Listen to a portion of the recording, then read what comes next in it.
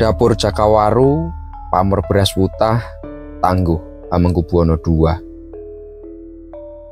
Sejarah perkembangan peradaban manusia memberikan makna bagaimana budaya tumbuh dan berkembang serta berakhir. Kemudian tumbuh kembali, kemudian berkembang lagi, dan terus mengalami proses revisi menuju kesempurnaan. Penting bagi kita untuk selalu mempelajari dan mengingat tentang kesejarahan Nusantara ini. Seperti pesan John Dalbert Acton, politikus serta penulis dari Inggris, bahwa sejarah bukanlah beban ingatan, melainkan penerang jiwa. Mungkin yang kami lakukan ini bentuk kenekatan, bahkan keberanian, atau sekaligus kekhawatiran.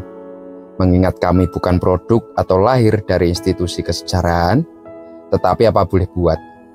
Kami berani melakukannya semata didorong oleh satu semangat tentang budaya yang mulai layu, diterpa perkembangan zaman yang begitu cepat.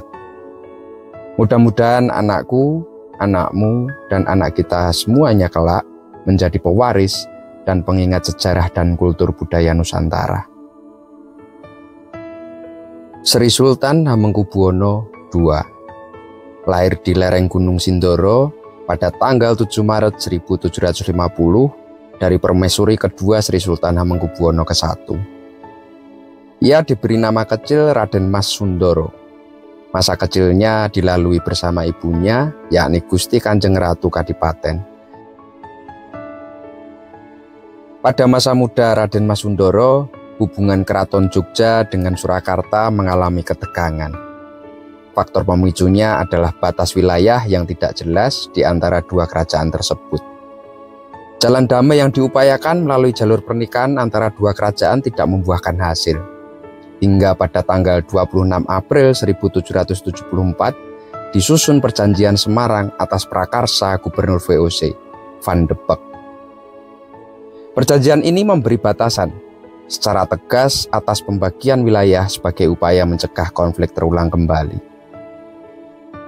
Dengan status sebagai calon pewaris sah tersebut, Raden Mas Sundoro mulai melakukan gerakan-gerakan perubahan di dalam keraton dan berupaya melindungi Keraton Jogja terhadap ancaman VOC. Yang mungkin VOC mendapatkan keuntungan paling banyak di atas perjanjian tersebut. Beliau berupaya menggagalkan pembangunan benteng Rustenburg, inisiatif komisaris Nicholas Hartin sejak tahun 1765 dengan cara mengerahkan pekerja dari keraton untuk membangun tembok baluarti mengelilingi dari alun-alun utara sampai dengan selatan. Serta untuk meningkatkan pertahanan, sebanyak 13 meriam ditempatkan di bagian depan keraton menghadap ke arah benteng Belanda tersebut. Sikap anti Belanda ini semakin mewujud setelah penobatan sebagai Sri Sultan Hamengkubuwono II, yakni pada tanggal 2 April 1792. Beliau menolak tegas permintaan wakil VOC yang menuntut disejajarkannya posisi duduk di setiap acara pertemuan dengan Sultan.